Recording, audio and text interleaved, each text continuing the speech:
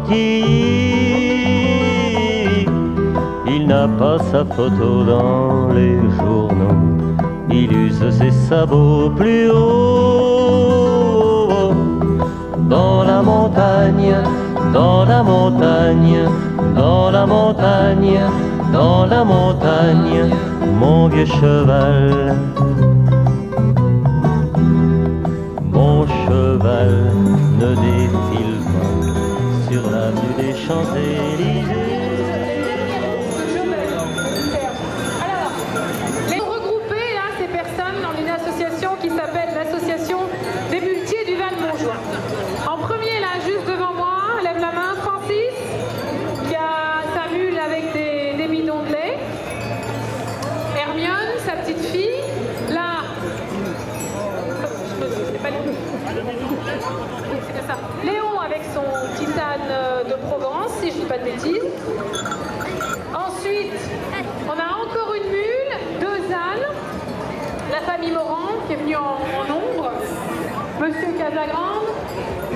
Serge Évrard qui lui est basé sur la commune de Demi-Quartier, pas d'un père.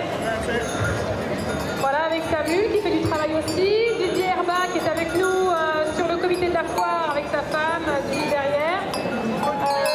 Et bon, ils se sont regroupés. Il manque Serge, je crois. Il manque Serge Ducrot, mais qui est au pain aujourd'hui. C'est lui qui nous fait le bon pain. Et donc ils se sont regroupés autour de cette passion de la mule et de travailler ensemble. Puisque notamment Francis et Serge qui est là, ils font du portage pour les refuges. Et ils font du portage pour le berger qui se situe sur le Mont-Joli. Et donc sa cabane de berger n'est pas ravitaillée par voie terrestre. Alors Francis, tu vas nous dire un petit mot. Merci.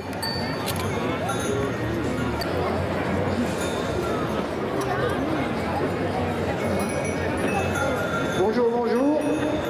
Je vais vous présenter un peu les mules, pour ceux qui n'étaient pas là ce matin. Celle-là, c'est Lily. Elle a 24 ans. Et elle a encore beaucoup travaillé cet été. Moi, c'est Flavie. Hein. Une pêche phénoménale. Ouais, il y a 2 mules ensemble. Elles ont le même caractère. Et comme nous, on n'aime pas les filles faciles, et les mules ont un peu de caractère, ça va bien. Non, c'est une mule qui a des grandes capacités. Elle a le pied très sûr. Par contre, elle a un caractère assez trempé. Elle travaille bien avec moi. Mais si je la prête, c'est pas pareil. Après, on a ma petite fille qui a un cheval sur l'atoll.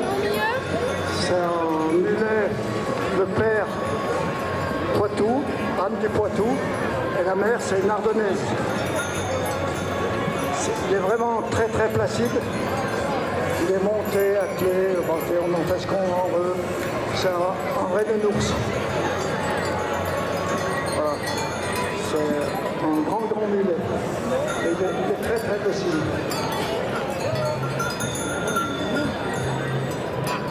Il est bien planté, costaud, ça se porte bien, ça tire bien, caractère facile. Voilà, il ne stresse pas, il a peur de rien. Devant, on a avec l'ours, un porteur d'ours. C'est très rare qu'une mule porte un ours. Mais ça revient, hein. Parce que maintenant les ours ils veulent plus marcher, parce qu'autrement si on les fait marcher c'est maltraitance animale. Alors nous on les promène comme ça. La mule elle a 4 ans, c'est un croisement Comtois-Franche-Montagne avec Anne du Poitou. Elle a encore bien travaillé cet été, elle est assez douce, placide. Elle est assez agréable, là.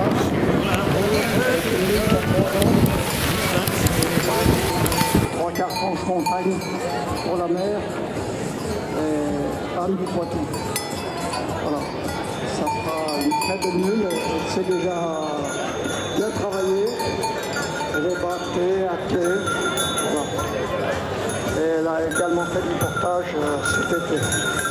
Après on a Doudou. Doudou c'est un croisement, son père Anne du Poitou. c'est un placide. Alors lui, il travaille pas beaucoup, il débroussaille. Il fait du débroussaillage. Voilà, puis présentation, c'est un grand malin, il sait se présenter, un peu comme son patron. Enfoiré. Une mule, une quinzaine d'années, voilà, qui a fait des portages aussi cet été. 20 ans, elle a eu 20 ans. Voilà, qui fait partie de l'association. Après, on a des ânes menés en guide par un jeune cocher, mais qui a bien la manière. Voilà, la famille Morand. Voilà, il faut se faire comprendre surtout. C'est pas toujours facile. Voilà, c'est un beau petit jeune meneur, c'est bien, bravo. L'arrivée est assurée. Voilà, c'est bien.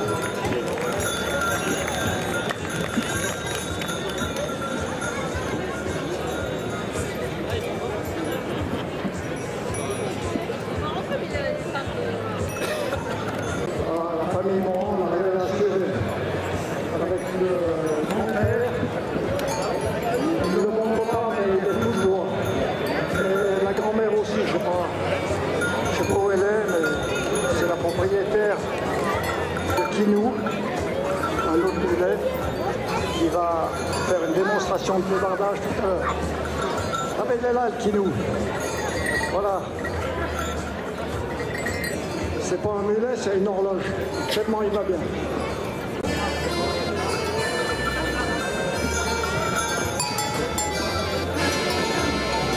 Ces mules-là, en effet, ils ont bien travaillé cet été. On a fait un chantier pour les moyennes. On a plutôt fait la tête. Ils ont voulu faire ça écolo pour principalement la réserve naturelle. Donc, pour les micros, ils nous ont embauchés, c'est bien. Ils ont travaillé les mules. Nous, ça nous a fait du travail. On a fait le chemin. Voilà. On a fait à peu près 30 portages. Il y a un film qui va sortir. Pour garder un peu les traditions. Voilà. Et ces mules, elles ont porté jusqu'à 120 kg. Voilà. Il faut savoir qu'une mule peut porter assez lourd. Après, ça dépend si c'est courte distance ou longue distance. Et si c'est courte distance, on peut leur mettre 180 kg. Si c'est longue distance, c'est-à-dire 8 heures par jour, on peut leur mettre 100-120 kg. Voilà. La mule est très rustique. Ils sont capables de marcher toute la journée sans boire. Contrairement aux pieds, bien sûr. Nous, on a un petit problème avec tout ce qu'on a entendu à la télé. On est devenu très peureux et on a peur de la déshydratation. Et on ne croyait pas que dès qu'on sort, on met le nez par terre. Non, non. On boit beaucoup d'eau, mais à travers un produit qui s'appelle le vin. Voilà, non mais les bulles, c'est très très rustique. Elles ne savent pas ce que c'est que des granulés, ni de l'avoine. Ah, il y en a une qui s'est arrêtée, qui aime bien les fleurs. Voilà. Alors on fait aussi des portages pour les bergers, parce que quelqu'un vous a parlé du loup, c'est un gros problème pour nous. Et aussi, les chiens patous, il faut les nourrir. Ça, personne n'en parle. Et on monte des sacs de croquettes, voire des tonnes d'aliments pour les chiens patous. Voilà. Et ça, personne n'en parle, personne n'en a conscience. Et nous, on fait plein de portages avec les mules pour ravitailler les bergers, ravitaillement du berger, mais le principal ravitaillement, c'est pour les chiens patous. Voilà. Et je rajouterais que c'est un gros problème, les chiens patous, parce qu'on passe plus de temps à gérer les patous avec les touristes que les moutons. Voilà, ça c'est encore une chose que personne ne parle. Et dans un alpage où il y a des chemins touristiques, eh ben, les chiens ils sont là pour garder le troupeau. Et on n'arrive pas à leur mettre dans la tête que s'il y a un touriste, souvent un trailer, qui rentre dans le troupeau en courant, le chien, c'est un prédateur. Et il y a certains ennuis. Bon, souvent, c'est amplifié. Parce qu'un chien qui va identifier un touriste ou voir un gars du pays, c'est pas forcément une morsure. Mais ça pose vite des problèmes. Les bergers ont même des plaintes et tout. Et petit à petit, ça va tuer le métier. Est-ce que personne n'a parlé? C'est que les loups, il faut bien qu'ils mangent. Alors, l'été, ils mangent les moutons, voire même les vaches maintenant. On a eu plusieurs attaques sur les vaches. Mais l'hiver, il y a un gros problème, c'est que les bergers, ils n'ont rien compris. Les bergers, ils rentrent leurs moutons l'hiver. Et le loup, il n'a plus à manger. Donc, qu'est-ce qu'il fait? Ben, il vient voir vers les maisons, et puis il mange la faune sauvage. Et vous voyez, sur le massif du Mont-Joli, c'est le désert complet. On a perdu 80% de la faune sauvage. On a fait des réserves. Avant, il y a 10 ans, on comptait 900 à 950 chamois. Cette année, on en a compté 92. C'est le désert complet. Et ça, personne n'en a conscience. Tu peux parler que les ânes, ils peuvent être mis aussi en moyen de protection. Voilà, alors, en moyen de protection ou de dissuasion. Alors le berger, il essaye de multiplier toutes les causes pour effrayer le loup, mais comme le loup, il n'est pas chassé, le loup n'a pas peur de l'humain, et il se rapproche de plus en plus. Alors on multiplie, le soir, on met les brebis dans des parcs, des filets, on double même les filets, espacés d'1 mètre. Alors on multiplie, il y en a qui brûlent des sacs pour mettre un peu de la fumée. On met des épouvantails aussi. On essaie de multiplier. Des lampes. Voilà. Mais le loup, il s'habitue très vite. Le loup est très malin. Et ça ne suffit pas. On a quand même beaucoup de temps. Et souvent, quand il y a un tracteur qui se fait attaquer, il faut bien le dire, qui rentre dans le troupeau au courant, s'il a une morsure, il y a un grand article sur les journaux. Merci beaucoup. Et la semaine passée, il y avait un grand article sur le journal. Un trailer, soi-disant, s'est fait vendu il y a 3 semaines avant, et ça faisait 10 jours que le troupeau était descendu. Et à côté, il y avait un tout petit article, des chèvres et des moutons qui se sont fait bouffer au pied du Semnoz vers Annecy, dans les maisons. L'article était tout petit et invisible. Merci beaucoup. Merci Francis. Donc vous comprenez tout l'enjeu qui se trame sur nos élevages et sur nos alpages. Voilà, allez ici Denis. Voilà, alors on a un petit pas. Elles vous disent bonjour, hein, c'est leur manière d'exprimer leur place sur le territoire. Donc ces oies, 140 au total. Donc un œuf d'oie, ça représente 3 œufs de... Les enfants, ce que je dis, hein, sur la liste du Père Noël, vous pouvez mettre un petit mouton, un chevreau. C'est possible, hein, le Père Noël, il sait tout faire. Ah, c'est cadeau. Quand elles ont ce comportement-là d'allonger le cou, c'est qu'elles sont en position où elles ne sont pas sereines. Faut que je m'écarte. De Toulouse. De Toulouse, dans Toulouse. Ok. Et après, j'ai peur qu'elle m'embrasse. Est-ce qu'elle me regarde? Elle lui fait. Non, mais elle n'est pas méchante. Je veux bien qu'elle l'intéresse quand même. Non mais qu'est-ce qu'ils me font pas faire? Moi je suis pas payée pour ça, je vous le dis en plus, j'ai zéro défraiement avec les risques que je prends là.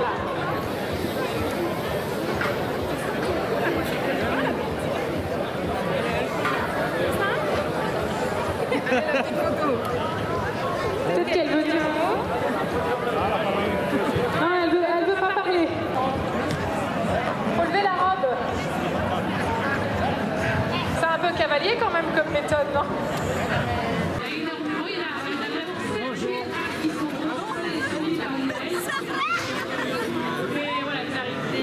Et ceux-là, ce sont des purs chiens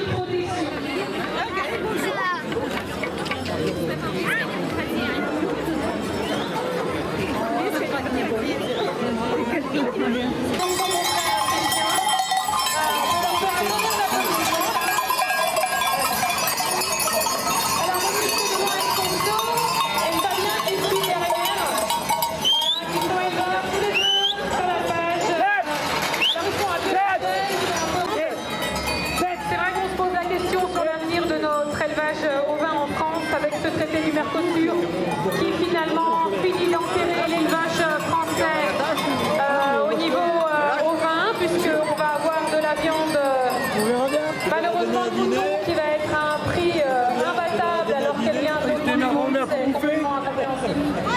C'est un peu ce qui nous désabuse peut-être les nouvelles générations agricoles aujourd'hui, c'est qu'ils ne sont sans doute pas du tout écoutés. Vous connaissez le chien, le berger?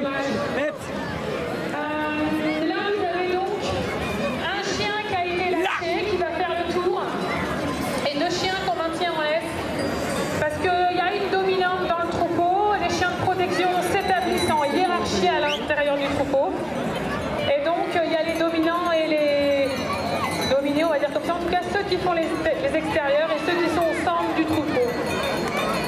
Donc ce qu'il faut faire, on ne les caresse pas, ils vont venir sentir, moi ils ne connaissent pas, mais je suis presque plus sereine là avec les chiens qu'avec les oies. Parce qu'en fait, un exemple, on peut évoquer les gestes à adopter quand vous rencontrez ce genre de troupeau en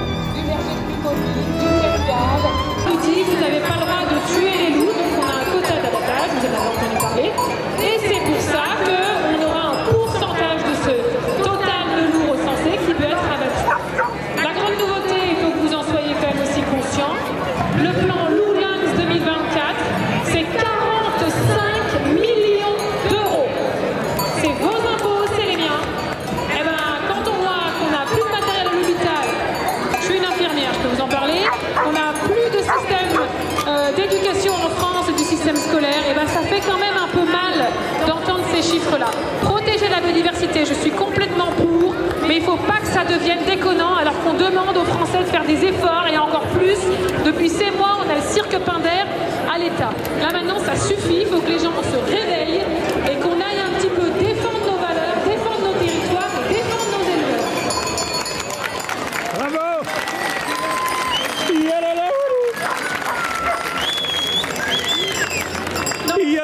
C'est vraiment, je vous parle avec le cœur parce que nous on le vit toute l'année, les chiens on les vit tout l'été, et c'est vraiment quelque chose qui devient compliqué, c'est une pression qui est permanente, et c'est vrai que nous ça ne nous fait pas plaisir quand on voit que vous avez peur avec les chiens de protection, mais je vous assure que c'est dur, c'est très très dur à gérer, et on demande tout et son contraire à ces animaux, c'est dur. Nous l'année dernière on a perdu un patou sur notre alpage à Joux. Qui est mort, hein, faut pas voir, ça arrive pas qu'ailleurs. Voilà. Ces bêtes-là, elles vont au conflit, elles vont, mais quand on a 3 chiens et puis qu'il y a 8 loups en face, bah, ça fonctionne pas.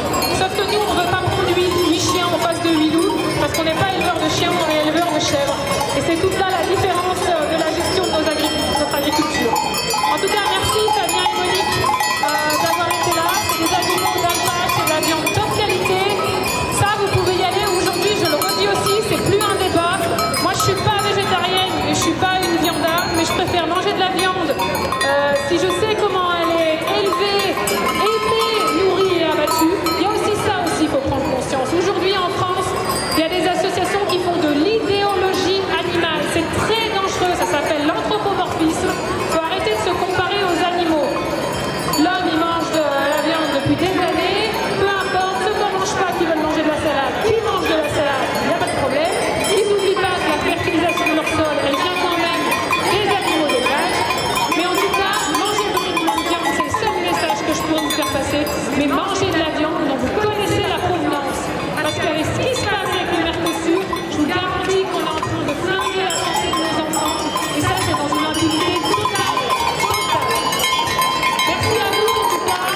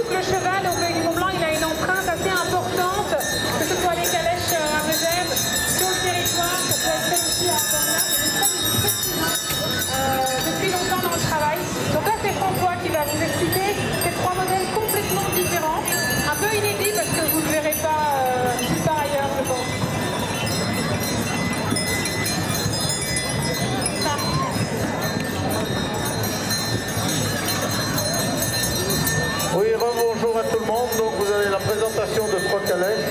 Je vais commencer par la première, donc celle qui est sur lui. Donc ce traîneau, c'est donc un traîneau qui était utilisé dans les stations autrefois. Et j'ai même oublié de dire ce matin, notre grand-père, si les gens ont connu, Gabriel Amafois-Brazza, en 1928-30, avait fait déjà des chambres au Bethel, le chalet Gabriel. Et pour vous dire, à ce moment-là, il allait déjà chercher des clients à la gare du Fayet avec son cheval, avec le traîneau sur lui. Le traîneau était un peu plus léger que ça, mais le grand-père allait déjà chercher la clientèle à Salanches. Donc, pour vous dire, c'est pas d'aujourd'hui que le cheval est quand même le moteur de l'homme. Et puis autrefois, maintenant dans le monde agricole, c'est vrai qu'il y a beaucoup les tracteurs, mais sinon, il y avait les chevaux. Donc ce traîneau, c'est un traîneau qui a travaillé il n'y a pas très longtemps. C'était Dominique Pionella qui s'en servait à Saint-Gervais, qui promenait les gens sur la piste de fond. Et puis après, donc il a été stocké dans une grange, il a besoin d'être rénové. Et pour vous dire, ce traîneau va être remis en route cet hiver, rénové, amélioré et tout. Il va faire la liaison le Mont d'Arbois chez la tente pour emmener la clientèle de l'hôtel et les personnes en mobilité réduite qui voudront aller manger au restaurant. Donc je remercie la mairie de Saint-Gervais de nous avoir donné l'accord et les remontées mécaniques, c'est vraiment sympa. Et puis en plus de ça, ça mettra du charme sur le haut de la station. Et je voudrais qu'il y en ait dans différentes stations que les gens fassent la même chose. Donc vous voyez, c'est un traîneau qui va être restauré, remis en route, même avec une clapote. Et puis ce matin, j'avais expliqué un petit peu.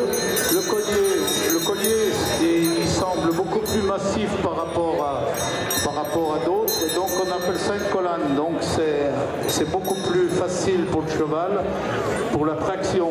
Donc la différence, ce que j'explique souvent pour expliquer aux gens qui ne savent pas qu'est-ce que c'est que le collier, c'est comparer, si vous avez un sac à dos à la place des sangles, vous mettez des ficelles.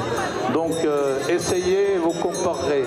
Et donc il y a beaucoup de gens qui attellent les chevaux aujourd'hui avec la bricole, mais la bricole, ça portait bien son nom, c'est la bricole. C'est pas fait pour travailler, c'était autrefois pour les haras nationaux ou pour les marchands de bestiaux qui allaient au marché avec des petites calèches qui pesaient 150 kg et puis la personne dessus, quoi, uniquement au plat. Mais le collier là, donc c'est des colliers qui ont été faits dans les années 1940. Ça existe dans le nord de l'Italie et les Deux-Savoie. Sinon, on n'en trouve pas ailleurs. Ça s'appelle une collane. Donc, vous voyez, c'est beaucoup plus confortable, plus sympa. Puis le cocher fait un petit peu la gueule, là, parce qu'il est fatigué.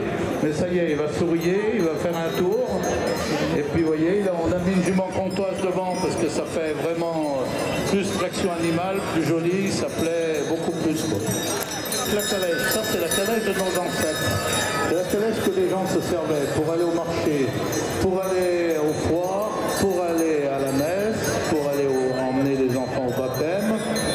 Et surtout quand ils avaient le marché, donc ils enlevaient le siège arrière et ils pouvaient emmener leur bétail, les petits cochons, les veaux, quoi que ce soit, ils emmenaient avec ça. Donc ça s'appelle un char-à-banc, c'était déjà une voiture qui avait une coutume. Et puis en plus de ça, bon là, elle a besoin de rénover, c'était une calèche de Combloux, mais c'est une calèche qui a même fait, on s'en est même servi dans le film La jeune fille et les loups. Elle a tourné dans La jeune fille et les loups, et c'était la calèche de Combloux, monsieur Marin-Clude.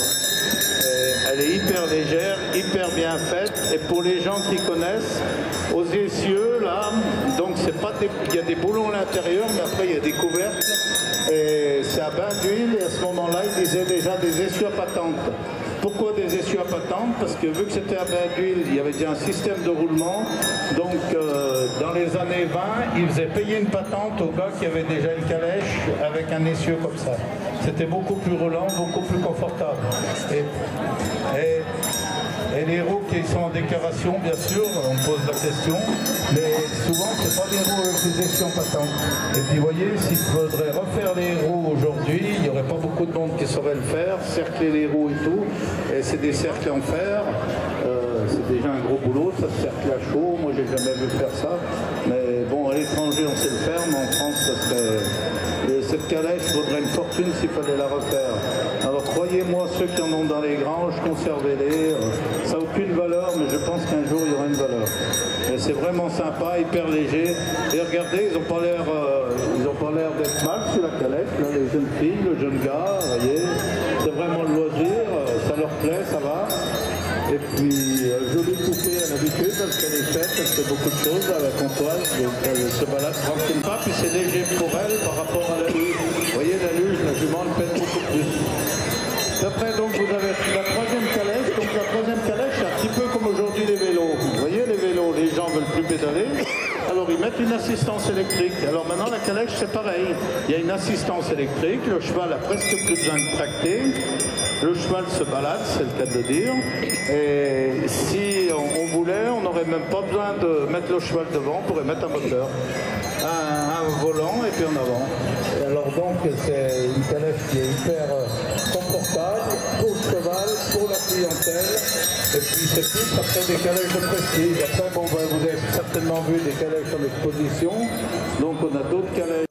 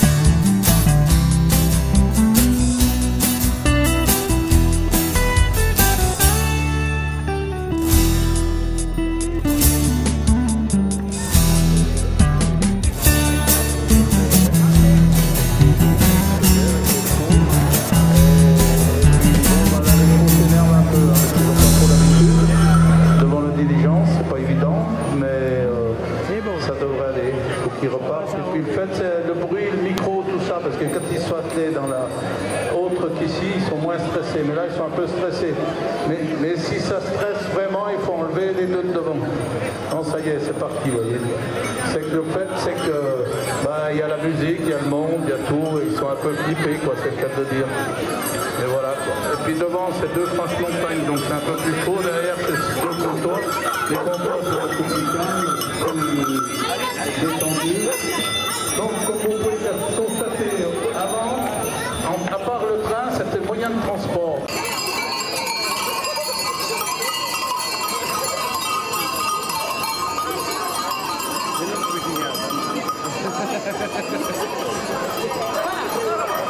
Alors, on change d'espèce. C'est moi qui vous aide. Il se cache parce qu'évidemment, dès que j'approche avec mon micro, il recule. Vous voyez ? Alors, donc Grégory qui se trouve au Bétec, qui est chèvrier. Les chèvres que vous avez en face de vous sont des chèvres principalement en race alpine. Ce sont des chèvres en production laitière, puisqu'on retrouve aussi des chèvres plutôt typées montagne, des broussaillages. Belli, belli, belli, belli. Oh, come belle chamoises. Oui.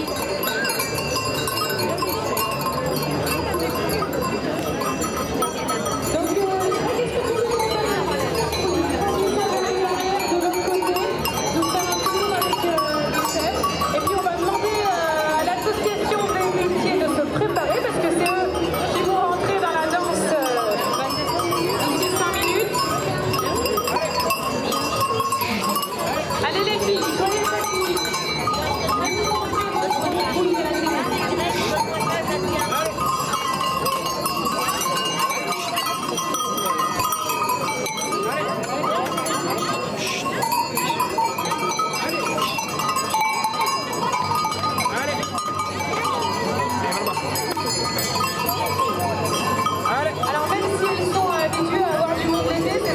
un environnement qui permet.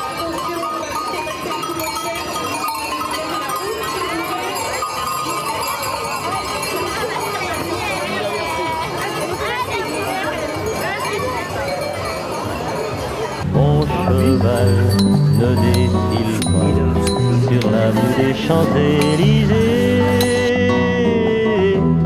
mais il met tout son cœur à me porter sur les plus merveilleux sentiers. Dans la montagne, dans la montagne, dans la montagne, dans la montagne, mon vieux cheval. Mon cheval n'est pas allé à Munich ou à Mexico. Il ne se fait pas prier pour partir au galop et sauter les plus hauts ruisseaux. Dans la montagne, dans la montagne, dans la montagne, dans la montagne, mon vieux cheval. Mon cheval n'est pas celui que je prendrai un jour à Vichy. Malade ou fatigué, il finira sa vie dans le plus beau coin de mon écurie. Dans la montagne, dans la montagne, dans la montagne, dans la montagne, mon vieux cheval.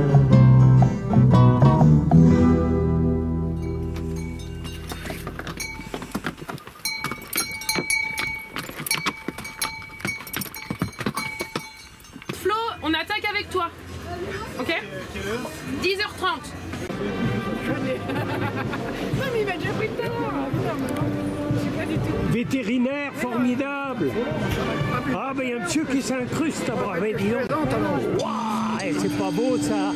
Formidable. Là c'est les débardeurs hein. Ouais, je sais, bah, c'est pas la calèche. Alors comment ça se passe? Ah, ça se passe. Bon, il n'y a pas de vache. Il n'y a pas de vache, c'est un peu triste mais c'est comme ça. Il y en aura l'année prochaine, on sera content de les revoir.